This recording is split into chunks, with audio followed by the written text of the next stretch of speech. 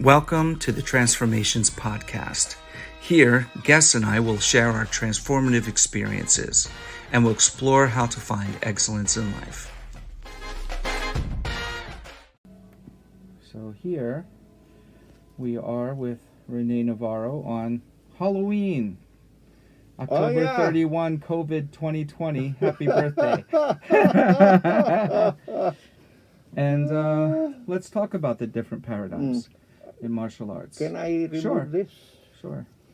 Okay. We're more than 6 feet away, everyone. All right. So, very often you'll hear people, teachers and masters and writers talk about the different aspects of martial arts, the physical, mental, intellectual, energetic, spiritual, all right? And each and every one of them would be dependent on a certain paradigm. And a lot of the materials on these paradigms actually discuss the physical naturally, because martial arts is basically a physical endeavor. It's a physical regimen.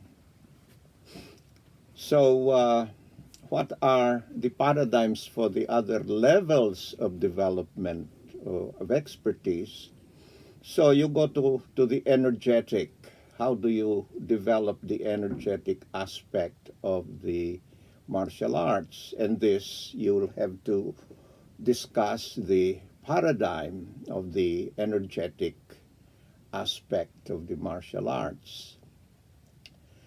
Insofar as the physical aspect of it, you have the muscles, the tendons, all right, and you have the skeleton, and each and every one of them would have a certain alignment or a certain position or emphasis. So the discussion on the physical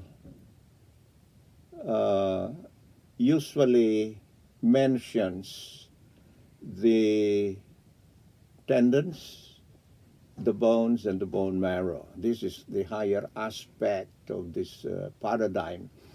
So that when you mention this, the tendon and the bone and the bone marrow, you touch upon the legacy that's usually traced to Bodhidharma, the Jin Jing, right? So that you have the tendon and the marrow classic, which is gaining popularity and following nowadays. And there are different versions of it. We don't actually know which is authentic and which is effective, all right? Because there are different versions of the transmission. This is somehow complicated by the modern development in Wushu, all right? What the Wudang school would claim to be authentic Jin Jing transmission. And then, of course, you have other masters who claim that theirs is the authentic transmission. And this is not a surprising development, because this has also happened in different versions of the martial arts, right? You would have different versions of Tai Chi Chuan. It's claiming that it's the most authentic and the most original and the most ancient. You would also have this in Bagua and other so-called internal arts, and you would have it in Shaolin, the Buddhist art, so that in Tai Chi Chuan, for instance, in the Yang style, you would have different versions of the form. The Yang family, even the Yang family would have different versions of the form. And the most popular of the Yang transmissions would be the large frame, the 108 form, 108 movements of the Yang form. The most we can say about it is that it was developed in the 1920s and the 1930s, developed according to oral transmission by Yang Cheng Fu. And this is probably the prevailing and most popular versions of the 108. Of course, you also have the medium frame and the small frame versions of the 108. And within that, these different frames, you would also have the snake, crane, and the tiger versions, all right? And the most popular of this, the most prevalent, is the crane. The back is straight, the body is straight, as differentiated from the snake, which is lower, and as differentiated from the tiger version of it. Anyway, this different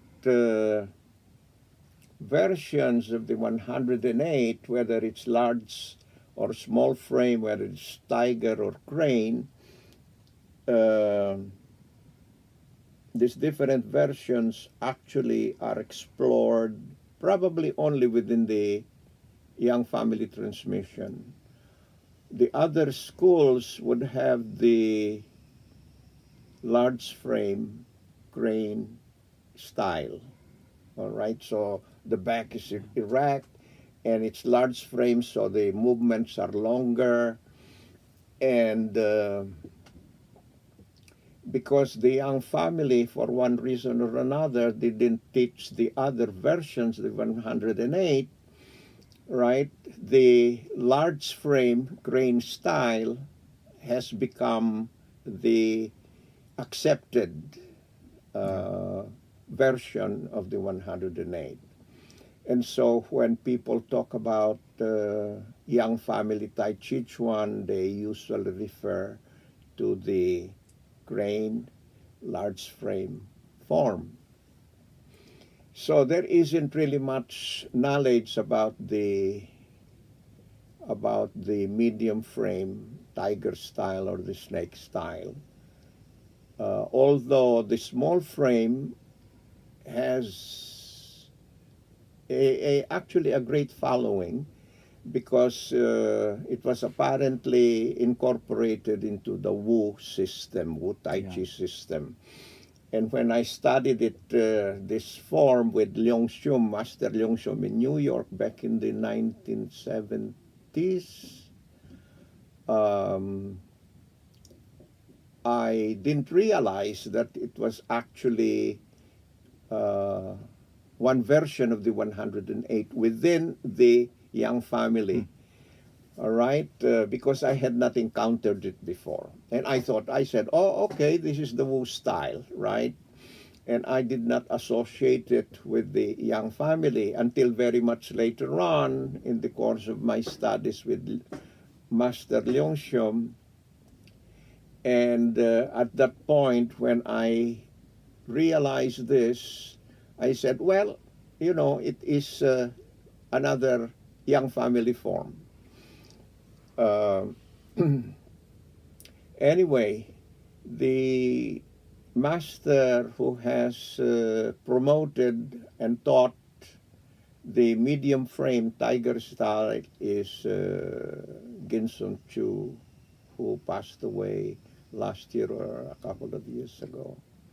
And he was the second disciple of Yang Saojong, the firstborn and heir of Grandmaster Yang Chengfu.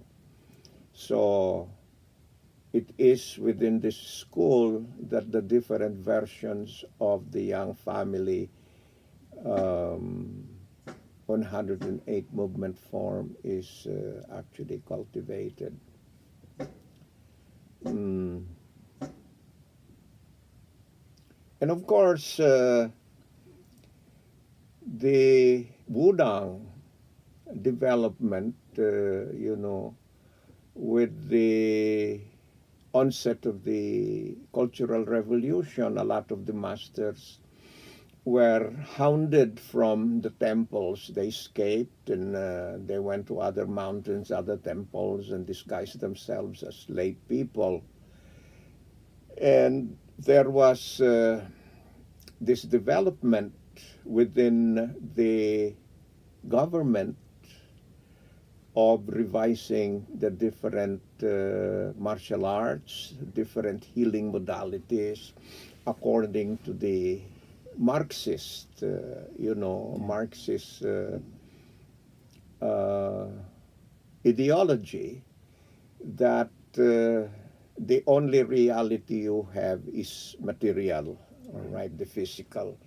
And so there wasn't really very much emphasis on the Qi, on spiritual practice, and because these were beyond the pale of the communist ideology. for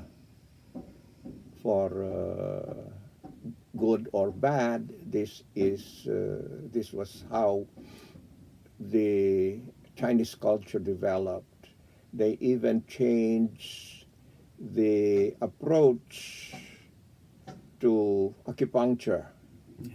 All right, so that the aspect of energetics and spirituality were practically eliminated from the healing modalities.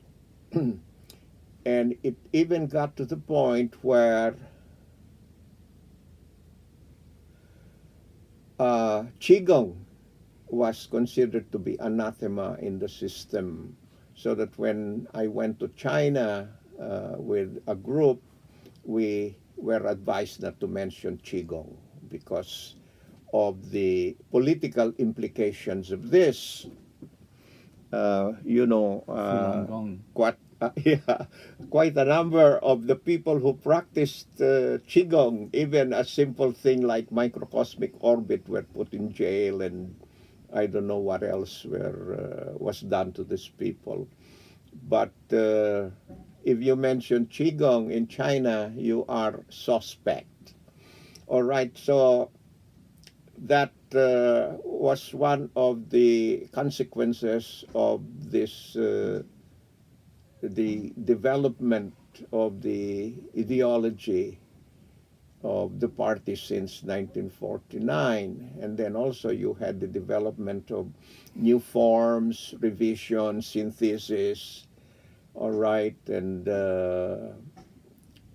back when, in the 50s, I guess, you had different forms that were choreographed by a committee. One of them in Tai Chi Chuan was the 24 simplified Tai Chi form, which has been promoted all over the world. If we circle back to the beginning, then, we could say that we're talking about the paradigm of tendon, bone, and marrow, not in the modified 24, the simplified 24, because they took the government took that focus out as well. That is right. Right. Yes. But there are teachers who are teaching versions of the tendon and the Marrow classic. Yeah. And I know a couple of them. I studied a version of it with Lau Kang Wen, right, who taught in Thailand, and he kind of adopted me and taught me a few things in private. And also, there is a teacher, Wang, in China who's teaching his own version of the Jin Jing. One of my students was certified as an instructor of this version of the Jin Jing, the tendon and marrow classic. I guess Grandmaster Mantak Chia has been teaching this since probably back in the early 1980s. So he has his own version of the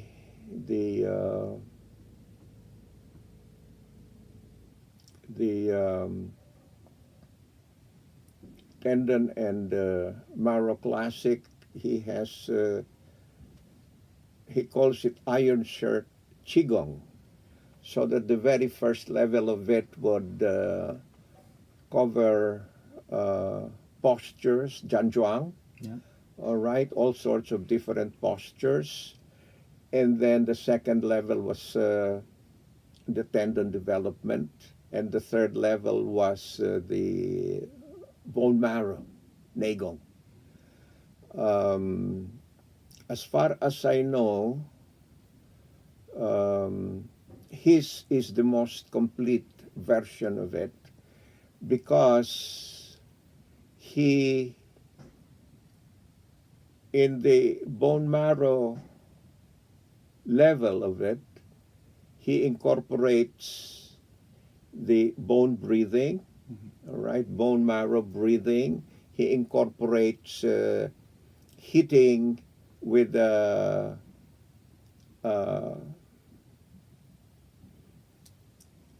don't know what you call this. The bamboo sticks and the metal rods and Yeah, things. the metal rod and the bamboo stick, right, following the trajectory of the tendinomuscular meridians. Yeah. So, and this, as far as I know, this wasn't taught before he did it. All right, so he was the one who openly taught this in the United States. And another thing is that he incorporated the sexual practices. Yeah. All right, seminal retention, ovarian breathing, to the discipline for both men and women. And this is probably the most integrated approach to the martial arts, because it incorporates different aspects of it, the internal. Oh yeah, let me backtrack. I had a teacher, Chan Bunte, back in the 1960s, right? He was my Tai Chi Chuan teacher in the Philippines. And I learned the Tai Chi Chuan 108 form version taught in the Philippines by Han Chi Tang, very famous teacher. And there was no teacher at the time I began studying it at Huangshan, but Chan Bunte was the one who supervised my training. And so that's what, sometime in 1966-68, during this period that I began studying. And then he took me to the class of Lau Yun Xiao, right, who was teaching Tai Chi also, another version of the 108. So I studied that also. Anyway, the emphasis at this time was, of course, the Tai Chi Chuan Form 108. And I came to the United States in 1970 and then returned to the Philippines in 1986 after the fall of Marcos. And I went to see Chan Bunte. And he was very happy to see me after all these years, right? He had, in the meantime, he had gone back to our hometown.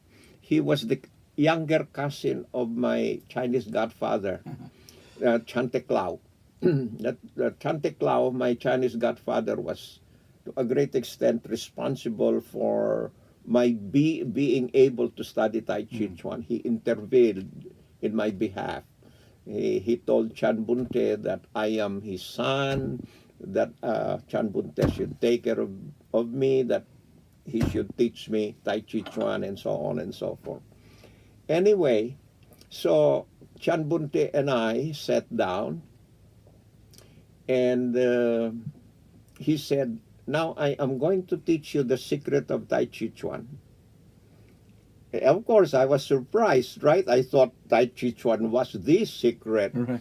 It turned out from my discussion with him that there is an internal art behind the internal art. So there is an internal art behind Tai Chi Chuan. And this internal art, according to him, according to Chan Bunte, was the microcosmic orbit and the sexual practice, seminal retention. Of course, in the meantime, I had already studied it with Mantak Chia, right? So I was familiar with what he was describing. But it made me realize at the time that you can actually study the Tai Chi Chuan movement as a physical form. You can achieve health, right? Peace and quiet and stillness. And you can develop, you can actually learn the martial aspect of it. But if you don't learn the internal meditation consisting of the microcosmic orbit and the sexual practice, you really won't go very far. So that's what he told me. And so I realized that many of the masters who are teaching Tai Chi Chuan are not really teaching the microcosmic orbit or any form of meditation outside of the Tai Chi Chuan form. And I think there are probably many exceptions, but as far as I know, it is not the common practice of teachers to teach the internal meditation, the microcosmic orbit, fusion of the 5 elements. They are not teaching meditative practices. And Mantak Chia, he goes probably farther than many masters, because he integrates all of these different branches of knowledge. And to him, the most important part of the transmission is actually internal alchemy. Internal alchemy, sometimes called the alchemy of fire and water, is a method of transformation, the perfection of the individual, right? So that you are able to form a synthesis of who you are. And you depart from the dualism of the human body and human energetics, so that you mate yin and yang, You made fire and water, right? You made heaven and earth. So that here you are a shaman integrating the energy of heaven and earth within your body. So this is probably the paradigm that is not taught by a lot of teachers.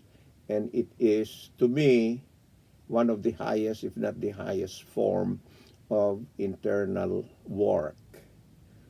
All right, so to Mantak Chia, to be able to achieve a high form of Tai Chi Chuan, you need to study internal alchemy.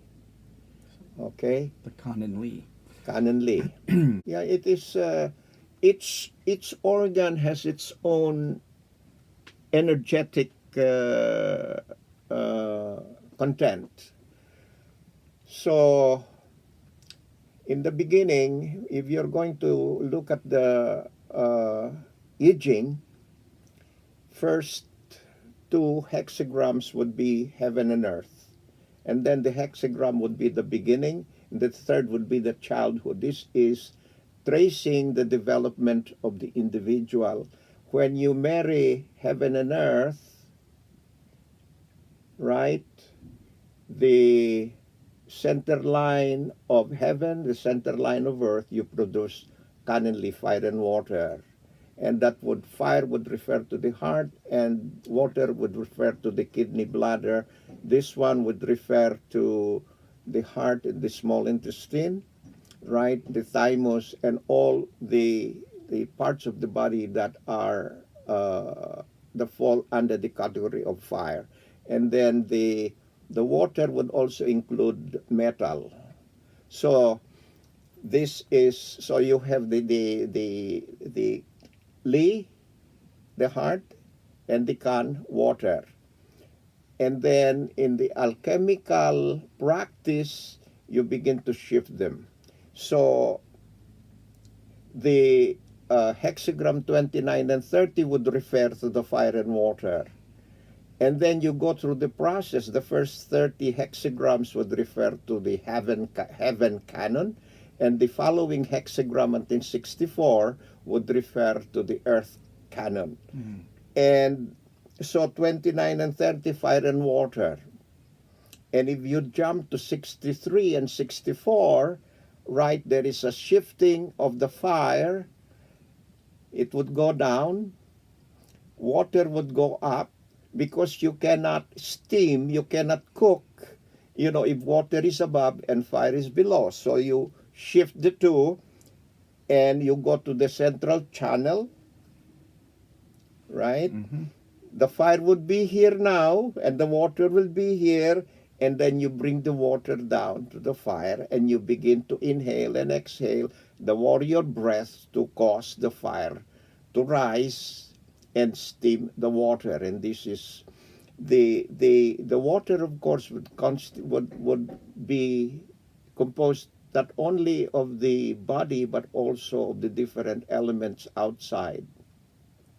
All right, so you have water, you know, your sexual energy and whatever, and here you are. So you, and then the fire goes up, and then you'll have steam. And this is sexual alchemy. The marriage of the fire and water would be sexual alchemy, and this will eventually give birth to the immortal fetus. And it is your preparation for immortality. This is where you create a new spirit body within yourself. And then this one goes up to the solar plexus, into the heart, and then it goes up to the upper dantian, where you have a different procedure for creating or growing the immortal fetus. And after that, you begin to go out. So this little baby will now begin to grow and develop, right, and mature, and takes off through the byway. So if you're lucky, if you're lucky, if you're talented, you know, it's possible to be able to achieve it, but you also need a certain kind of grace, right? To be able, but because not everybody is able to Right. reach that level of development to become a realized being. So this is an aspect of the development. So we started off with the martial arts, right? And we were speaking of the spiritual aspect of it, and so there is this progression. There is this progression of human evolution. All right. But because martial art is martial art, you know, and the emphasis is on combat, right? And being able to develop the essential virtues for a warrior, the emphasis is on certain things, right? But the human being is also a different beast. We are of a different paradigm, and we have all of these levels of development, and we have all of these qualities. And so how do we now develop ourselves so that we are now able to grow a different kind of chi, a different kind of energy. All right? It depends on what we choose to do with our life. So I remember back in the 70s, you know, I had learned a lot of fighting techniques and development of the hands, you know, iron palm, etc., you know, so that I could do certain things. And I realized, I said, what am I doing this for? Okay. I said, I'm going to spend my life, you know, and trying to develop the ability to hurt somebody, right? So I stopped training in that, and I focused on the internal development, being a hopefully become a what we call in English a realized human being. Yeah. So, and of course, in the early 80s, this was about the time that I encountered Mantak Chia and began to a long apprenticeship with him. I became his assistant in teaching students around the world. And so you have this, to go back to what we were talking about earlier, you have these different paradigms for different practices and for the different parts of the human body, right? So if you can look back, what is it that you would really like to spend more time on? Right. We So- don't fight every day, or almost never, Yeah. but we have to watch our health and want to live a long life. And at 80, you're as vibrant as you were at 50 when we met, you know. I mean, yeah. So, yeah, it's your choice, you know, and you reach a certain age. What is truly important to you at certain times of your life? Back in the 80s, I realized I should become a healer. Right back in the 60s, I wanted to be a martial artist. I wanted to be able to fight. And at a given point in this evolution, I realized, I said I want to be somebody else. So I had a choice, right? And I had the means. And luckily, I also found the teacher for certain juncture Yeah. of my life, right? When I needed to learn martial arts, I met Johnny Chutin and Lau Kim. When I wanted this, right, as a healer, I met Mantak Chia. And then when I wanted to study acupuncture, it was there, right? At the same time, I met Tai Chi. Ginsun Chu, Mm. right? So everything got internalized.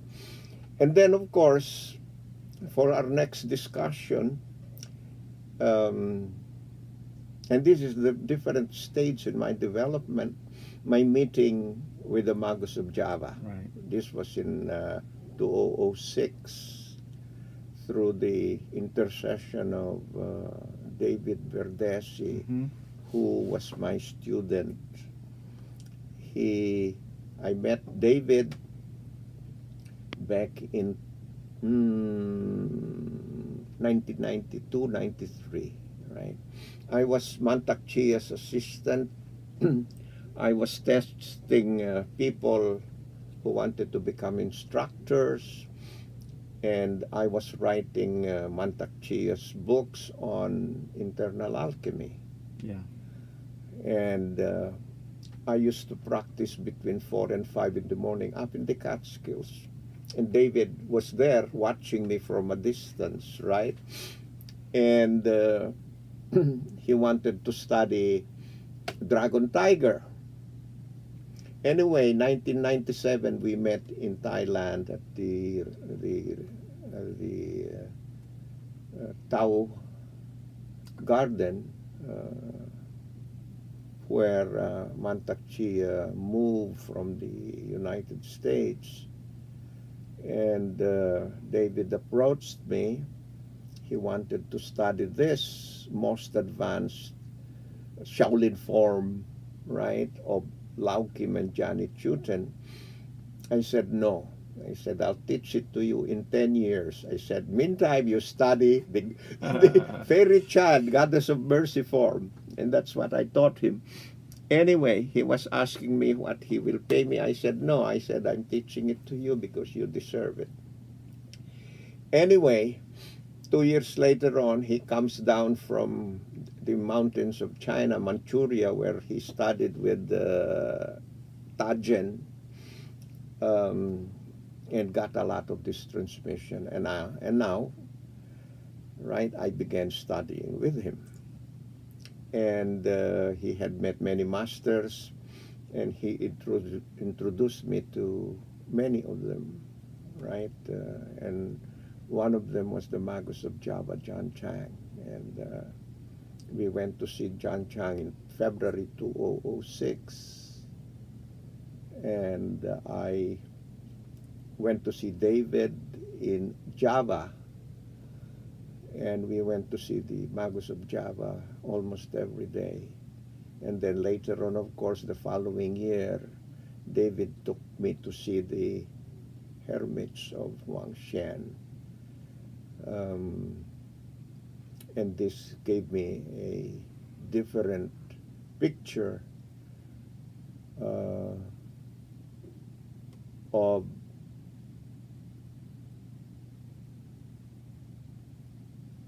not only of a different picture of virtue, the development potential of the human being, but also different conception of the Dantian. That there are certain things that we are able to do if we follow a certain method of meditation. And these people, the hermits of Huangshan and John Chang, they don't even move. They just sit there, and it's all in the mind, and everything happens within. So I said to myself, so there is a different world, all right? And how many people are able to achieve this level of realization? Okay, And the mind is very powerful, Yeah. you know, so it gave me a different picture of the paradigms I had accepted before, Mm-hmm. right? So, okay. So I guess that's covers that, right? The paradigm. Yeah. So I have I'd like to pose a question here. You touched on it a little bit. The interesting thing is that we have these transmissions, we have these books, we have some teachers, videos, and lifelongs of practice. But not everybody can reach a skill level. Even in the physical martial arts, not everybody can master it. And in the internal arts, even more so, because there's so many things to take into account. Um, Especially your mind state. The yi leads the qi, the visualization, the state of your health of your cells, Mm-hmm. your kidney function, your heart, your diet. Can you quiet your mind? I mean, it could be disheartening, but they don't tell you in the books that 1% or whatever the percentage will achieve this. Everybody just does qigong or tai chi or meditates and thinks eventually they'll get it. But do you think that's the case, that with enough time anyone could do it? I don't think. No, Yeah, I don't no. think so. Part of it has something to do with destiny. Yeah. All right. I believe perhaps, it's possible with the serious dedicated work, a person might be able to reach a certain level. All right. But you you ask yourself, the question comes up, what am I here for? What am I, what is my destiny? What can I do here in this incarnation? Right? This question was asked before about the Magus of Java. Can anybody just do this? Because this guy wanted to teach. Yeah. He said, before I study this, I want to know if I can achieve this level of expertise.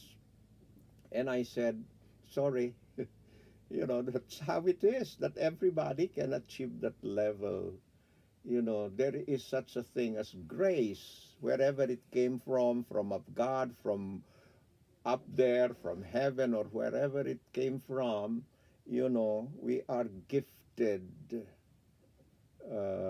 with this because probably we were meant to have it. All right, so there are people who, no matter what they do, they'll never, never, never achieve the the level of expertise that the Magus of Java developed. It's just like learning the violin. How many people are Yo-yo ma. And the cello. Yoba, right? Yeah, right? Yeah, they're Yeah. 3 years old and they are Oh. that's how it is. The gift is not given to everybody. Yeah. So